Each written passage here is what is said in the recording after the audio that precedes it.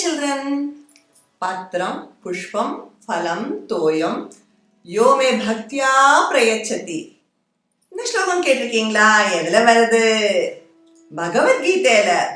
பகவத்கீதையில கிருஷ்ணர் அர்ஜுனருக்கு சொன்னது. இது என்ன சொல்லியிருக்கார்? பழம், பூ, இல்லைன்னா இலை, இது எதுவுமே கிடைக்கலன்னா கொஞ்சோண்டு ஜலம் பக்தியோட கொடுத்தா அதுலயே நான் திருப்தி ஆயிடுறேன் அப்படின்னு சொல்லியிருக்கார். பக்தி பண்றது ஒவ்வொருத்தரும் ஒவ்வொரு விதமா பக்தி பண்ணுவா. குழந்தை நீங்களே என்ன செய்வேன்? காத்தாலே சாயந்தரம் நெத்திக்கிட்டு சுவாமிக்கு தெரிஞ்ச சின்ன சின்ன ஸ்லோகம் எல்லாம் சொல்லி நமஸ்காரம் பண்ணுவேன் இல்லையா? பெரியவாள்லாம் பெரிய பெரிய ஸ்லோகமா சொல்லுவா. விஷ்ணு சஹஸ்ரநாமம், லலிதா சஹஸ்ரநாமம், கந்த சஷ்டி கவசம், ஹனுமான் சாலிசா, ஷியாமலா தண்டகம், சௌந்தர்ய லஹரி. சில பேர் பாராயணம் எல்லாம் பண்ணுவா. நாராயணியம், பகவத்கீதை, பாகவதம், சுந்தரகாண்டம், சிவபுராணம், திருவாசகம். சில பேர் பஜனை பண்ணுவா, சில பேர் பஜனை கேட்பா, சில பேர் கதை சொல்லுவா, சில பேர் கதை கேட்பா, ஹரிக்கதை கேட்பா. ஒவ்வொருத்தர் கோவில பிரதட்சணம் பண்ணுவா, சுத்தி சுத்தி வருவா. இந்த பிரதட்சணம் பண்றது கூட நிறைய விதம் இருக்கு தெரியுமா? சாதாரணமா அப்படியே வரணும், சுத்தி வருது. இல்லைன்னா இப்படி அடி அடியா வச்சு அடி பிரதட்சணம் பண்றது, இல்லைன்னா உருண்டு உருண்டு உருண்டு அங்க பிரதட்சணம் பண்றது. இன்னொன்னு கூட இருக்கு, நமஸ்காரம் பிரதட்சணம்னு. என்னன்னா அப்படி நெடுஞ்சான் கடையா அப்படியே படுத்துப்பா, இந்த கை முடியுறது இல்ல, அந்த இடத்துல மார்க் பண்ணி காலை திருப்பி அப்படி வச்சு திருப்பி இப்படியும் பிரதட்சணம் பண்ணுவா. டிபேட்டியன்ஸ்ல இந்த மாதிரி கைலாஷ் கிட்ட பண்ணுவா. நம்ம மக்களும் இந்த மாதிரி எல்லா இடத்துலயுமே பண்ணுவா. பிருந்தாவனத்துல இந்த மாதிரி விரஜபூமி பரிக்கிரமால இந்த மாதிரி பண்ணுவா. அதாவது கிருஷ்ணன் லீல பண்ண இடம் இருக்கு இல்லையா, அங்க பிரதட்சணம் பண்றதுக்கு இந்த மாதிரி செய்வா. நிறைய பேர் நிறைய க்ஷேத்திரம் போவா, கோவில்களா போவா. நம்ம ராஜாக்களை தான் அவ்வளோ பெரிய பெரிய பெரிய கோவில் கட்டி வச்சிருக்காளே. சரி, கோவில் போறது என்னென்ன எடுத்துன்னு போவே? வெத்தலை, பாக்கு, பழம், பூ, மாலை, தேங்காய். நைவேத்தியத்துக்கு கோவில்ல என்ன பண்ணுவா? சுவாமிக்கு அர்ச்சனை பண்ணுவா, மாலை சாத்துவா, அப்புறம் நைவேத்தியம் பண்ணுவா. சாதமே சுவாமிக்கு நைவேத்தியம் பண்ண அப்புறம் பிரசாதம் ஆயிடுறது இல்லையா? அப்புறம் தூப தீப ஆராதனை பண்ணுவா. தீபம்னா கற்பூர தீபம், இல்லைன்னா நெய் தீபம். தூபம்னா நறுமண புகை போடுறது சுவாமிக்கு. அது சாம்பிராணின்னு குங்குலியம் அப்படின்னு அந்த தூபம் போடுவா. நீங்க சாம்பிராணி பார்த்திருப்பேன், இதோ பாருங்க, குங்குலியம்னா இப்படிதான் இருக்கும். இந்த நறுமண புகை ரொம்ப நல்லதான், இந்த நெகட்டிவ் எனர்ஜி எல்லாம் அப்படியே துரத்தி விட்டுடுமா. அதனாலதான் பெரியவாலாம் வீட்டுல செவ்வாய் வெள்ளி சாம்பிராணி புகை போடணும்னு சொல்லுவாங்க. நாம இன்னைக்கு ஒரு சிவனடியார் பத்தி பார்க்க போறோம். 63 நாயன்மார்கள்ல ஒருத்தர். அவர் பேர் என்னமோ கலைய நாயனார் தான். ஆனா அவர் குங்குலிய தூப கைங்கரியம் சிவன் கோயில பண்ணிட்டு இருந்தார். அதனால அவரை குங்குலிய கலைய நாயனார் அப்படின்னு சொல்லுவோம். குங்குலியம் எப்படி கிடைக்கிறது தெரியுமா? இட் இஸ் a herbal productனே சொல்லலாம். தேவதாரு சால்ட் ட்ரீஸ்லேன்னு கிடைக்கிறது. ரப்பர் எப்படி தயாரிக்கிறா தெரியுமா? ரப்பர் மரத்துல அப்படியே பார்க்ல ஒரு கீரல் போடுவா, பால் மாதிரி வடியும். அதை கலெக்ட் பண்ணி ப்ராசஸ் பண்ணா ரப்பர் கிடைக்கும். அதே மாதிரி இந்த தேவதாரு சால்ட் ட்ரீஸோட பார்க்க வந்து அப்படியே கீரல் போட்டா பால் பிசின் மாதிரி யூ கெட் சம்திங். அதை ப்ராசஸ் பண்ண உடனே இந்த குங்குலியம் கிடைக்கும். இந்த குங்குலியத்துக்கு நிறைய மெடிசினல் வேல்யூஸ் இருக்கான். குங்குலியத்தை பத்தி நம்ம வேதத்திலே சொல்லியிருக்கு, அதர்வண வேதத்துல சொல்லியிருக்கு. இதுக்கு நிறைய மெடிசினல் வேல்யூஸ் இருக்குன்னு பெரிய புராணத்திலையும் சொல்லியிருக்கு. அந்த காலத்துல நம்ம இந்தியாவிலேருந்து குங்குலியம் எக்ஸ்போர்ட் ஆயிடுறது தான். இப்ப நம்ம குங்குலிய கலைநாயனார் பத்தி பார்ப்போம். அவர் இருந்தது திருக்கடையூர்னா அபிராமி அம்மன், அபிர்தகடேஸ்வரர், காலசம்ஹாரமூர்த்தி. அபிராமி பட்டர் அங்க இருந்தார் இல்லையா, சிவபெருமானோட அஷ்டவீரட்ட நட்சத்திரத்துல இது ஒண்ணு.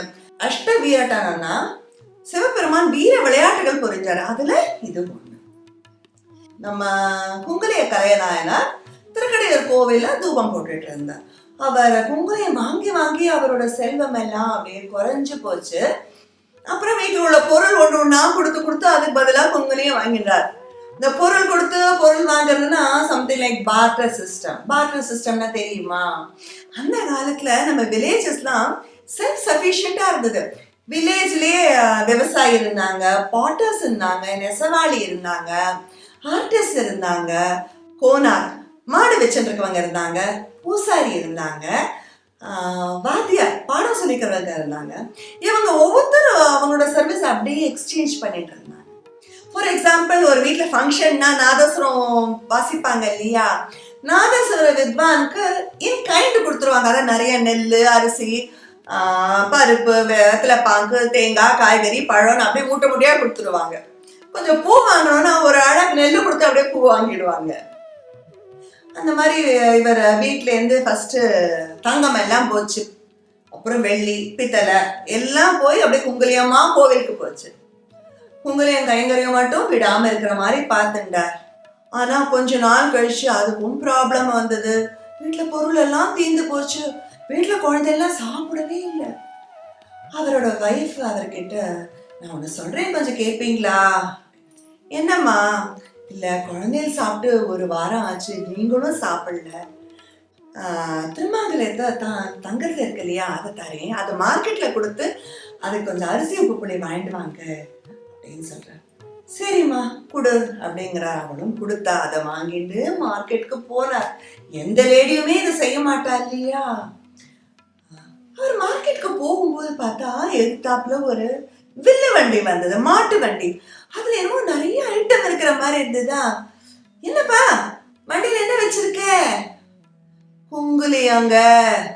அவ்வளவுதான். எல்லாருக்கும் பசி வந்தா பத்தும் பறந்து போயிடுப்பாங்க. இவருக்கு குங்குலியத்தை பார்த்தா பசியே மறந்து போயிடும். அப்படியாப்பா, காட்டு, ரொம்ப நல்லா இருக்கே, இது பகவானுக்கு தூபம் போட்டா ரொம்ப நல்லா இருக்குமே. சரிப்பா, என்ன இந்த திருமாங்கலியம் வச்சுட்டு அதுக்கு எவ்வளவு குங்குலியம் வருமா கொடு. அந்த வியாபாரி வண்டி நிறைய குங்குலியம் கொடுத்துட்டார். அப்படியே வண்டிய கோவிலுக்கு ஓட்டிட்டு போக சொல்லிட்டு குங்குலியத்தை அப்படியே கோவில் ஸ்டோர் ரூம்ல அடுக்கிட்டார். ஒரு வருஷத்துக்கு கவலையே இல்லை. அப்புறம் ஒரு மூட்டை குங்குலியம் எடுத்து சுவாமி முன்னாடி உட்காந்து தூபம் போட ஆரம்பிச்சார். அப்படியே பக்தியில ஆழ்ந்து போயிட்டார். நிறைய நாளே ஆச்சு. அப்பதான் அவருக்கு நினைவு வந்தது, எங்க இருக்கோம்? கோவில்ல. எங்க இருந்து வந்தோம்? வீட்லேன்னு வந்தோம். திருமாங்கல்யம் கொடுத்தாலே, எல்லாரும் பசியோட இருக்கான்னு. சிவபெருமானே. சிவபெருமான் உடனே இவருக்கு அசிரீரியா வீட்டுக்கு போய் பால் சோறு உண்ணும் அப்படின்னு சொன்னார். வீட்டுல சோறே கிடையாது, இதுல எங்க பால் சோறு? சரி, சுவாமி சொல்லிட்டாருன்னு வீட்டுக்கு கிளம்பினார். வீட்டுக்கு வந்தார். பார்த்தா வீடு காணோம். சித்த நாள்ல வீடு காணாம போயிடுமான்னு அவர் வீடு இந்த இடத்துல ஏதோ ஒரு பெரிய மாளிகை இருந்தது. சரி, நம்ம தெரு மாறி வந்துட்டோமான்னு சுத்தி பார்த்தாரு. இல்ல, அவர் வீடு இருக்கிற தெருவில் தான். அப்புறம் அந்த மாளிகையில அவரோட வைஃப் வரா. வாங்க வாங்க உள்ள வாங்கன்னு உள்ள ஐஷன் போறா. பார்த்தா வீடு நிறைஞ்சு இருக்கு. என்னம்மா ஆச்சு? நான் உங்களுக்கு திருமாங்கல்யம் கொடுத்தேன்னா ஒரு பசியில அப்படியே மயக்கமா படுத்துட்டேன், அசந்துட்டேன்.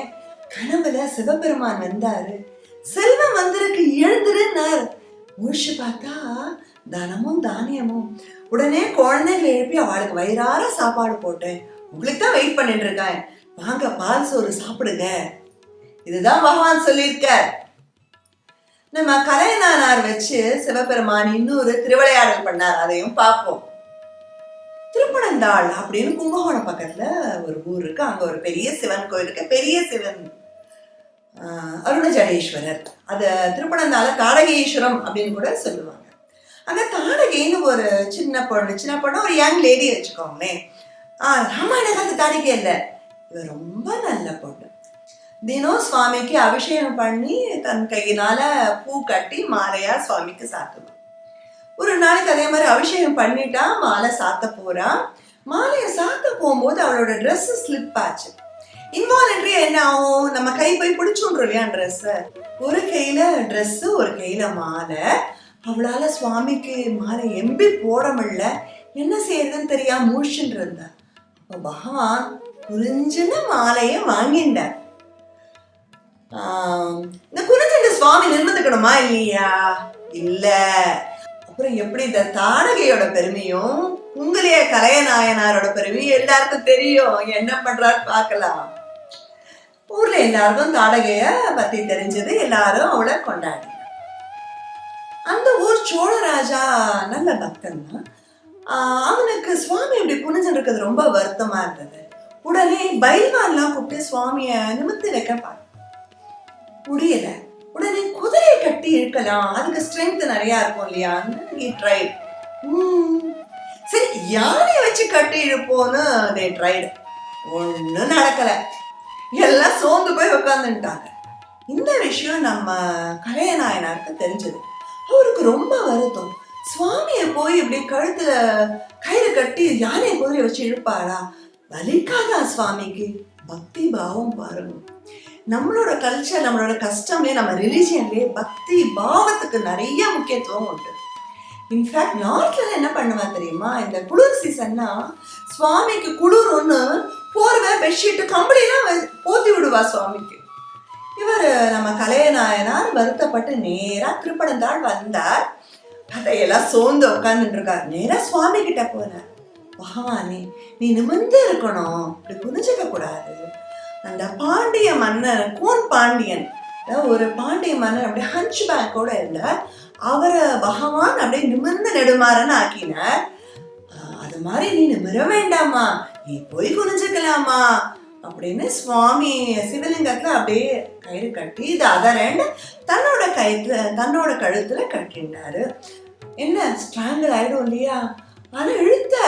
ஆனா பகவான் தன்னோட பக்தன் கஷ்டப்பட விடுவாரா? நிமிர்ந்துட்டார். எல்லாருக்கும் இவரோட பெருமை தெரிஞ்சது. நம்ம கலையநாயனார் வீட்டுக்கு அப்பர் சுவாமிகளும் ஞான சம்பந்தரும் வந்து உணவருந்துதான் சொல்லுவாங்க. ஸோ இவரும் 7th centuryல தான் இருந்திருக்கணும், அரௌண்ட் 1400 years பேக். இன்னைக்கு நம்ம உங்களையே கலையநாயனாரோட வாழ்க்கை சரிதம் பார்த்தோம் இல்லையா? இதுல நமக்கு ஒரு பெரிய விஷயம் தெரிஞ்சுக்க வேண்டியிருக்கு. பகவான் பூஜை ஆடம்பரமா கேட்கறதே இல்லை, பக்தி தான் முக்கியம். இந்த தூம ஏத்துறது எவ்வளவு சாதாரண விஷயம், அதுக்கே சுவாமி எப்படி இறங்கினார் பார்த்தீங்களா? அந்த ராஜா ரொம்ப நல்லவன், நல்ல எண்ணத்தை தான் சுவாமியை நிமிர்த்தி வைக்கணும்னு யோசிச்சார். ஆனா அந்த பலத்துக்கு சுவாமி இறங்கல, பக்திக்கு தான் இறங்கினார் இல்லையா? அதனால பக்தி பாவம் தான் ரொம்ப முக்கியம். Okay, now it is question time. நாம இன்னைக்கு கலையநாயனார் பார்த்தோம். அவர் எந்த கோவில்ல, அவர் எங்க இருந்தார், என்ன கைங்கரியம் பண்ணிட்டு இருந்தார்? இந்த கலையநாயனார் வீட்டுல செல்வம் வந்ததுன்னு பார்த்தோம் இல்லையா? அதே மாதிரி நம்ம கிருஷ்ணரும் ஒரு லீலை பண்ணியிருக்கார். துவாரகையில கிருஷ்ணர் இருந்தா, அவர் ஃப்ரெண்டு போர்பந்தர்லயே துவாரகைக்கு வந்தார், அவள் கொடுத்தார்.